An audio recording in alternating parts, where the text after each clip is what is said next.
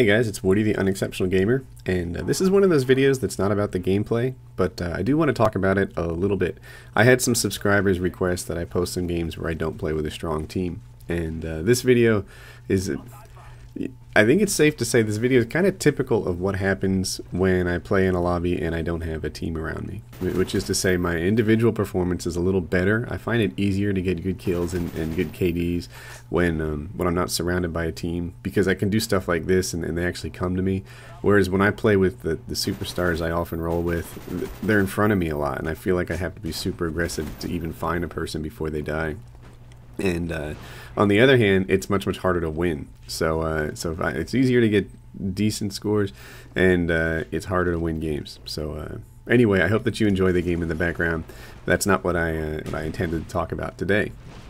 I put up a video yesterday, and I'll throw a link in the description, where I thought I did an above-average job with the commentary. I was kind of proud of it. And in there, I mentioned a friend of mine. His name is Dick, and Dick died. Dick died, I want to say December 26th.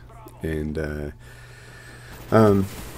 yeah, so anyway, one of the things that was interesting about Dick was his professional life. And I thought I'd talk about that because some of the highest rated comments on my last video were, you know, they thought seemed like an interesting guy, and they wanted to know more. So let's see.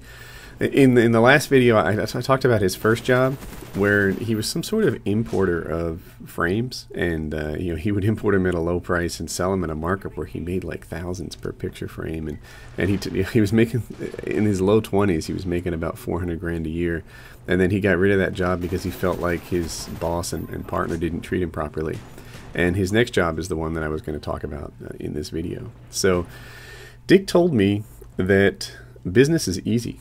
All you have to do is find a sector that interests you and that isn't being well served, and then offer your services at a good price and have better service than your competition, and in no time you'll have all their customers. And he had examples of this everywhere. You know, his examples. There was a guy who sold water filters in the like the North Carolina, South Carolina, Virginia type area, and yeah, he just went in there, and in no time at all, he owned the entire sector. And he was like, yeah, business is easy. It's no big deal. You know, just offer better service than everybody else at a fair price, and you'll steal their customers. It doesn't take any time at all. And I thought his own business was the neatest example of that altogether. It was the phone book. So for you guys, you're probably young, you don't know. The phone company used to be this giant monopoly, and the U.S. government used to be much better at breaking up monopolies than they are now. You know, today we all get raped by our ISPs. We have no choices. We can't get good service, and the government doesn't do anything to foster any kind of competition. Back in the day, when they saw something like the phone companies doing the exact same thing, they broke them up. And as part of that breakup, they forced them to sell the white page listings. So, you know, you go to the white pages and it has everybody's little phone number in there. Well, you could buy them at like 2 cents each. So all of a sudden, you could get the content you needed to form a competitive phone book. All you had to do was sell the yellow page ads, which is where the money is made. And he looked at what the phone companies were doing and decided that they didn't do a very good job. Here's an example. The phone company, you know how you have a book for your area? When you do the official, like, you know, AT&T phone company book, the way that area is broken up is by the utility lines. And those utility lines kind of run by communities, but it's not perfect. You can do better. You know, maybe in your area there's a bridge or an overpass. Or maybe in your area there's subdivisions or railroad tracks. Railroad tracks that mean nothing to the phone company in terms of like where one community ends and the next one starts. But in real life, you know, the people, they have these like informal divisions as to, you know, where you start and where the next spot ends. So rather than divide his phone book up in communities based on the utility lines, he did it based on like real life or natural dividers in the community. Another thing he did is he offered color. So it doesn't sound really revolutionary, but at the time, all the phone books were pure black and white, And if you're a business and you're trying to stand out, like maybe you're a plumber, and how do you pick which plumber that you choose to fix your pipes? A lot of times you just open the phone book and pick the one with the ad that looks most trustworthy, or the one that catches your attention. And he would sell color and offer it at a premium, and that was like this big revolutionary thing. Like all of a sudden you could have color. And the last thing I'll mention that seems kind of obvious in retrospect but didn't exist before he got there was he changed the size of the phone book. So the phone books used to be huge, and he found that people wanted to keep them under their cars. So what he did is he built smaller phone books that people could keep in their car under the seats with them. And yeah, so that this sort of thing allowed him to start new companies, build phone books. And I asked him, I was like, how do you get started, right? Like, you come out with a phone book, and the first year, what do you have? Like 3 ads in it? A phone book is kind of like a website forum, where I'm not really interested in that forum until 20,000 other people are interested in that forum. Then once it has that kind of critical mass, now I want to be a part of that community. It's like a bar, If you walk into a bar and the place is empty, then you leave that bar. But if you walk into the bar and the place is hopping, then you stay. So success breeds success. How did you do that?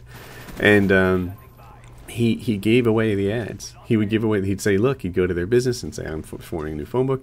I want to give you a free ad. I'm going to publish this thing. And it cost him millions. A new phone book would cost millions in startup capital. And so anyway, he would give him an ad for free and fill the whole phone book. And he'd say, look, this thing's going to last 2 years. I'm going to come back to you. And, if you don't want to keep this thing, then fine, deal's off. It'll never cost you a thing, but I'm giving you this for free. And it was kind of a bold move to my mind, right? I mean, he's starting this new phone book in an area that's already competing phone books, and he's going to invest several $1 million into publishing this thing, building ads, doing all that work, and hoping that after the free term expires, that these people will want to continue paying. And he's like, well, this is what I did. He's like, I would have them set up new phone numbers.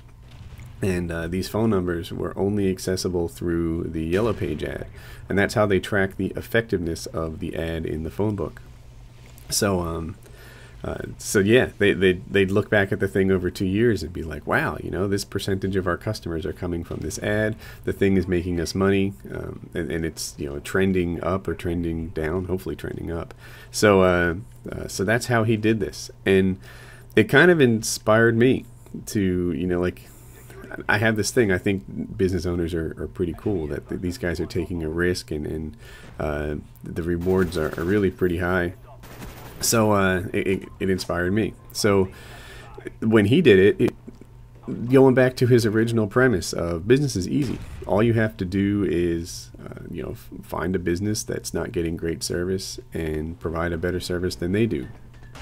When he did it, it seemed like a pretty tall order to me, right? He didn't take on any regular business. He took on the phone company. And like the phone book, and that seemed like a really big deal. So he started doing so well. Like I think I mentioned in my last video, he was worth over $100 million when he died. He started doing so well that the phone companies sued him, and they didn't want to sell the ads to him anymore. So they raised their prices from 2 cents per name or block of names, I don't really know what the price was, to more and more and more, to the point where it wouldn't be profitable anymore. So he viewed this as back to their old monopoly ways. Like, look, you were forced to sell this information. You used to sell it at this price. All of a sudden, you want to drive me out of the phone book business. So now the price went up from 2 cents to $2.50, which is huge, right? You buy a lot of this stuff. It's, what is that? 125 times more than it was before. That's not a small increase in price.